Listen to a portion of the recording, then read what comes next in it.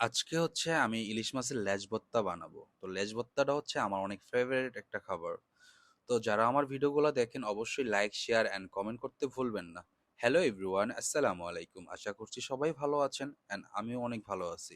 তো আজকে আমাদের ছুটির দিন ছিল, আজকে রবিবার। তো রবিবার দিনে আমরা বাজার টাজার করি, তো বাজারের জন্য রওনা দিছি। তো আজকে লেজ ভর্তার জন্য ইলিশ মাছ নিলাম।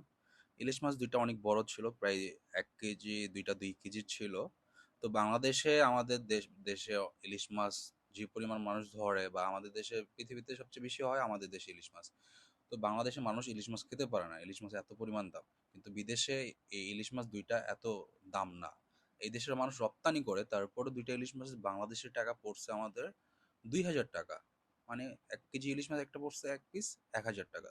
দুইটা ইলিশ মাছ কিনে ফেললাম। তো ইলিশ মাছ কিনে আমি এখন বাইর হয়ে গেছি, আজকে বাজার টাজার করলাম। হ্যাঁ, সপ্তাহে পুরা 1 সপ্তাহ বাজার কাভার দিতে হয় আমাদের।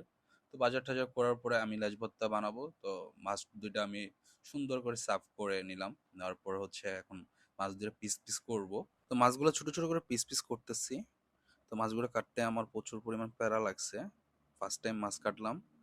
তারপরে এখন মাছে মশলা দিচ্ছি, কেন আমি হচ্ছে আজকে মাছ ভাজবো আর হচ্ছে লেজ ভর্তা করব। আজকে আমাদের দুপুরের খাবার হচ্ছে ইলিশ মাছ ভাজা আর লেজ ভর্তা। তো আমি একটু সরিষার তেল দিয়ে দিলাম। আর সরিষার তেলে ইলিশ মাছ ভাজাটাও অনেক ওয়াও লাগে, খেতে ভালো লাগে। আর ইলিশ মাছ খাওয়া শিখছি আমি হচ্ছে মাওয়া থেকে।